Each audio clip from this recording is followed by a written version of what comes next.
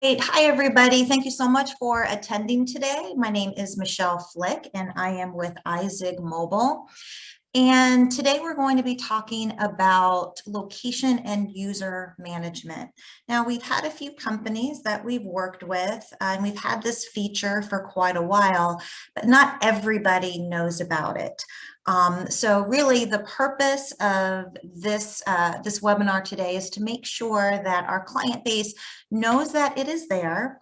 It is a feature that is existing in your current platform. And what is it? Why should I use it? How do I access this? So thanks so much for joining. If you have any questions, if you could hold them off, and we'll go ahead and take them at the end. I so appreciate it. So let's go ahead and get started. And let's talk about location management. So in our platform, you're going to see that this feature is called data sets. To me, data sets doesn't really explain it. So location management kind of gives it a little bit of a better feel. And what this really means is that you are keeping your contacts, your features, your credits and messages completely separate. So really the optimum word here is just partitioned and separate.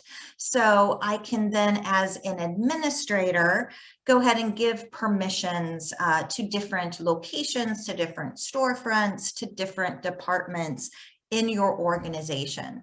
So in your system, if you were to see a feature called data sets, that's really what we're talking here. It's a way for you to manage different locations, but you can still act as the administrator in one account.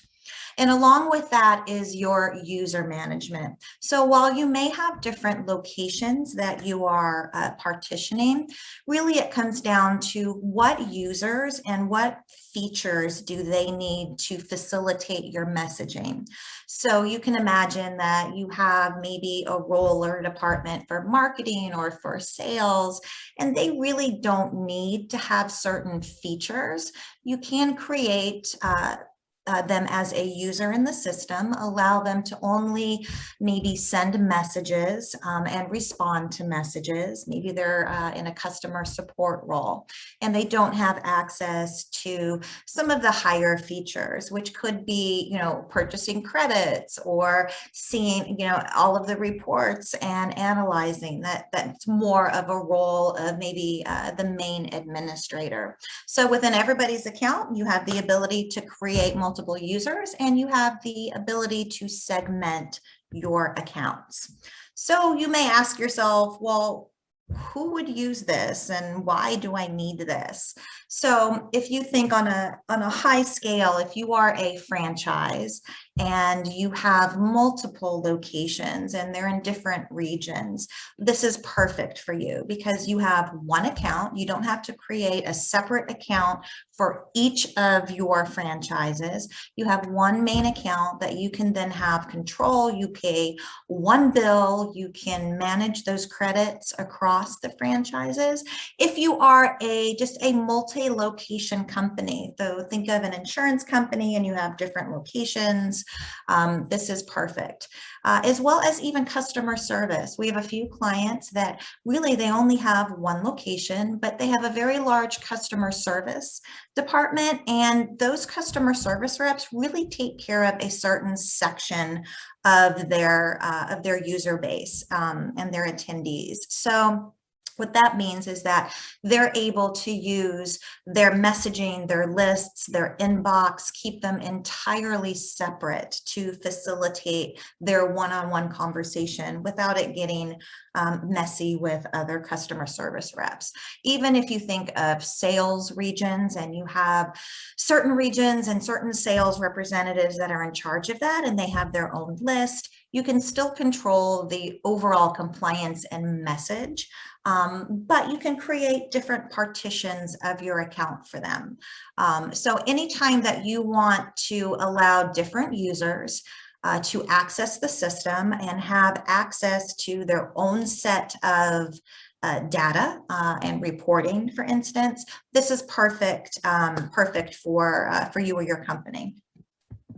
So let's talk about what are the benefits of doing something like this or creating and using this feature. Obviously, we're going to go with the word separation again. So you have a separation of locations with one kind of master account at the top that you can then allow certain people to see everything on a broader scale. It encourages the separation of subscriber lists. So obviously, if you have different locations, you're going to have different subscribers to your text account. So all of those lists are kept separate between each location, perhaps even between your departments and users. For credits, you can then have everybody dip into the same credit bowl, or you can allow it so that they can use credits up to a certain point and you can impose a ceiling or a limit on that. We also give you the opportunity to just assign credits to each location as well, and then they can always request some if they need more. So you can make sure they don't go wild and start sending messages, that you have a little bit of control there.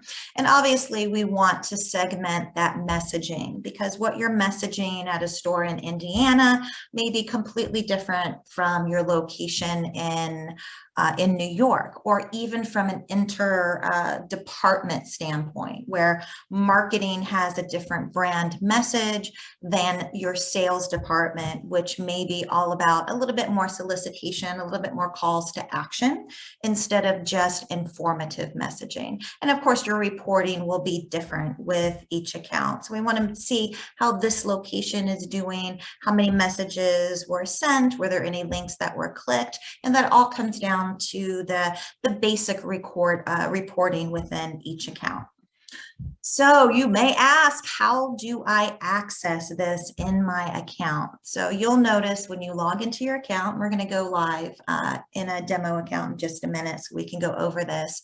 You'll notice there are so many tabs, and so there are so many features that you may not utilize. However, we're going to make sure that you're aware of all of them. But today, if you go under your account tab, you're going to see that if you do a flyover, you have user management, role management, and data set management. And these all take play in this kind of location management feature set that we're currently talking about. So we want to create roles that have access to certain features. We then want to create that data set that's then going to partition the account, and then what users can have access to those roles and to that particular data set as well. So let's switch gears for just a second, and let's go ahead and go into an account. So this is just my regular demo account where I test some things and, kind of create things for training videos. So if you look, obviously you have your manage collect message. We're all familiar with these, how you send messages, keywords, use your QR codes. But what you may not utilize a whole lot is your account section.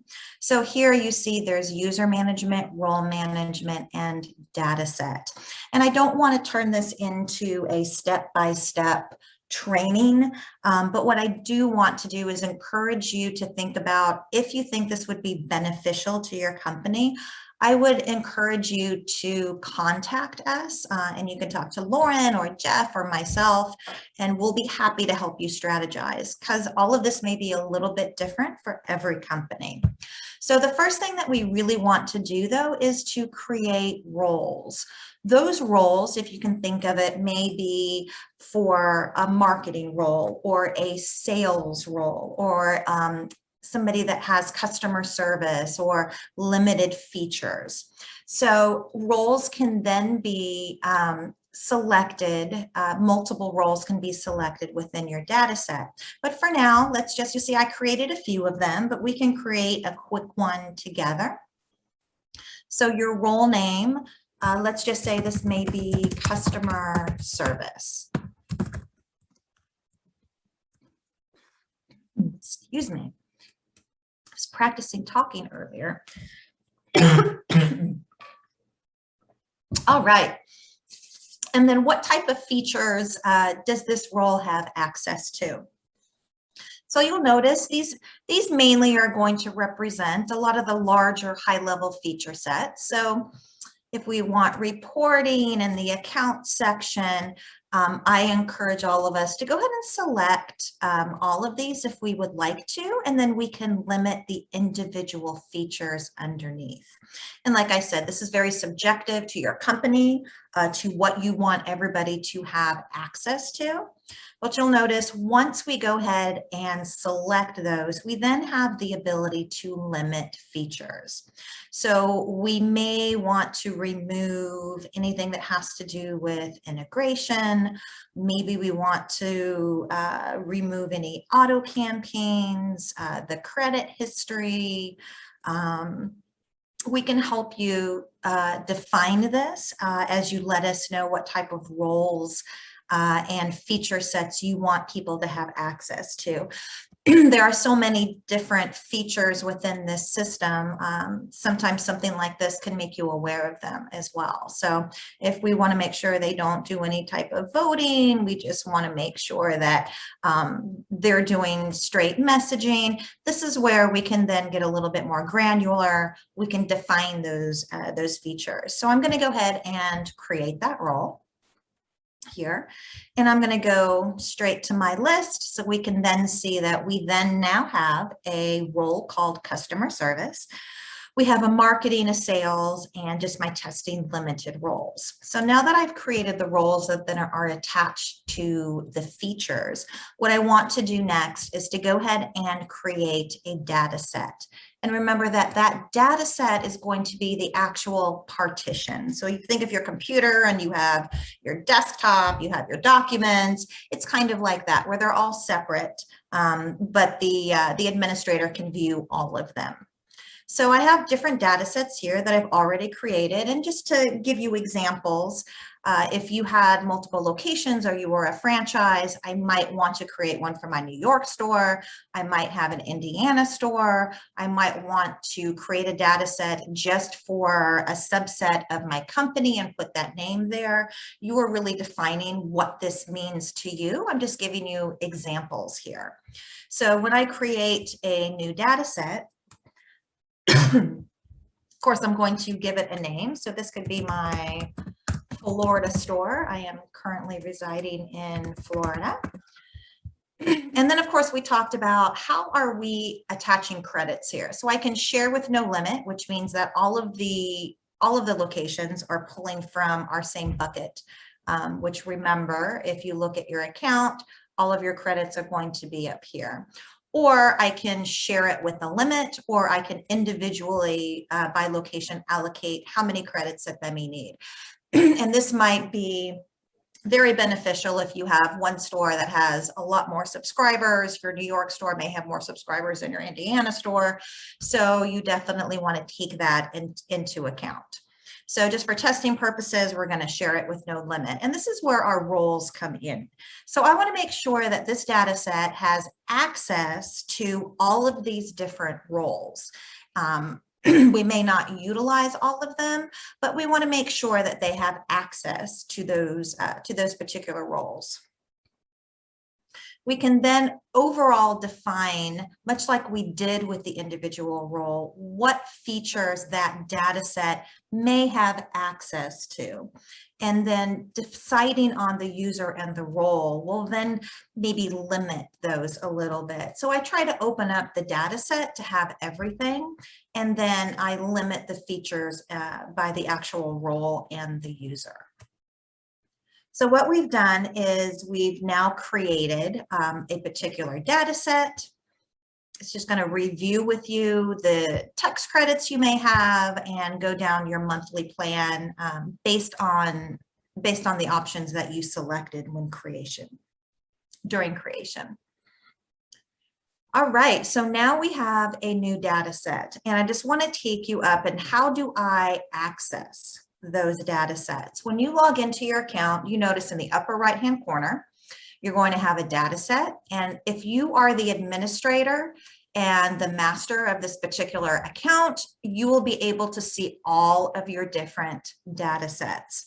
If you are a particular user that only has access to a certain data set, when you logged in, you will only have access to that particular one. So let's say I wanted to go into my Indiana store. Your Indiana store is going to have their own set of lists. It is not going to have anything to do with any of your other locations.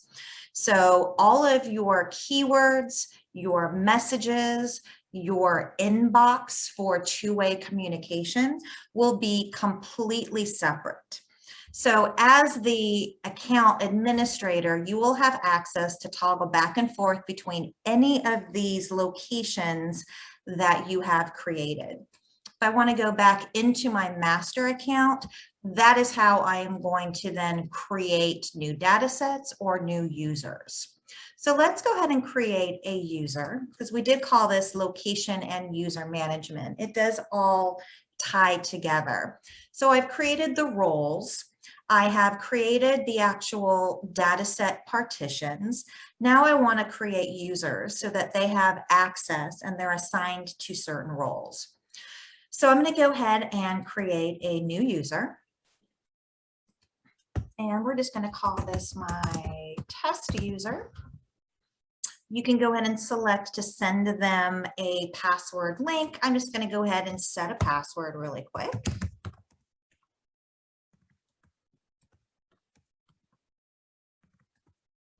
And you want to put their name. So I'm just going to put Michelle, Jane, and then whatever their email address is.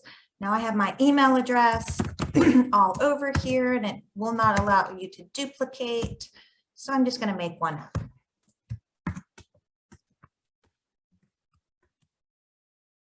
And then your mobile number. Here's where, is this user going to be an administrator, which means that they can then create data sets, they have access to everything, or are they a non-administrator? If they are a non-administrator, you are then going to assign them to a certain data set. So this is where you're creating a user for your Florida store. So they now have access to that Florida store location. I then want to assign that user a role.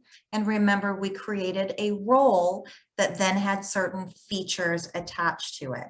So maybe I want to go ahead and give them customer service role.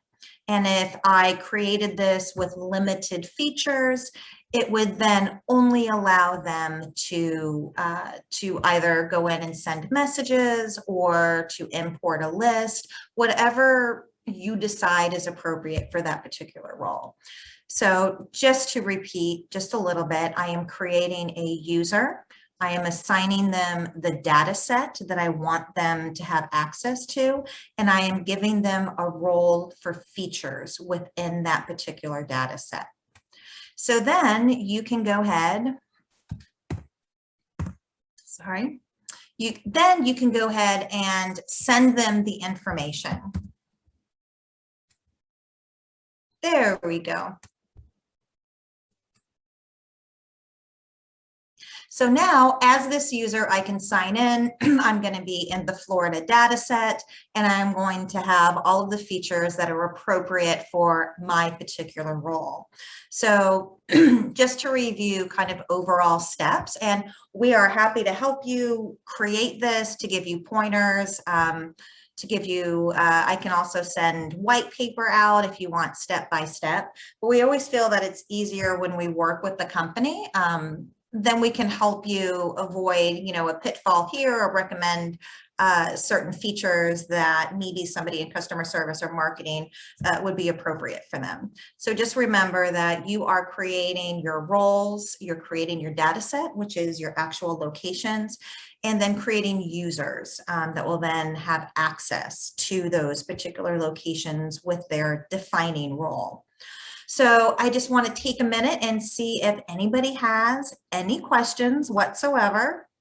So I know we have a couple people joining us. So If you have a question, if you want to go ahead and raise your hand, or if you want to schedule time to talk to one of us individually, we would be happy to do that and kind of lay it out and, you know, schematic that with your company. So any questions? Anybody? So I hope this kind of explains the overall vision that we have for why people would use location management. It can be really just super easy when we're talking about administrating different locations, allowing them to have separate lists, inbox, messaging, promotions, QR codes. It's basically a sub account that you then have control over. So if you feel like that would be something that would be useful for your company, for your location, for your franchise, for your departments, then we are happy to help. So if you can please just go ahead and contact us and let us know. There's no additional fee for this. This is something that everybody should have in your account. And if you don't see that in your account, then let us know and we'll make sure that that is turned on for you. If for some reason it's turned off. So make sure that you either call us, you can email us. We'll also be sending just a follow-up email with this, and you can respond to that as well. So one last time, if there are any questions or a hand raise, or you want me to go into something a little bit more granular, I am happy to do that. We love helping people. So if you want to contact Lauren, Jeff, or myself, Michelle, I so appreciate your time today. Didn't want to take up an entire hour. So hopefully this will encourage you to come to more of our webinars. We're just going to do it real quick and easy. And then if you need additional support, we are here to help you. So if that is it, I will sign off and say thank you so much. I hope that we hear from you soon.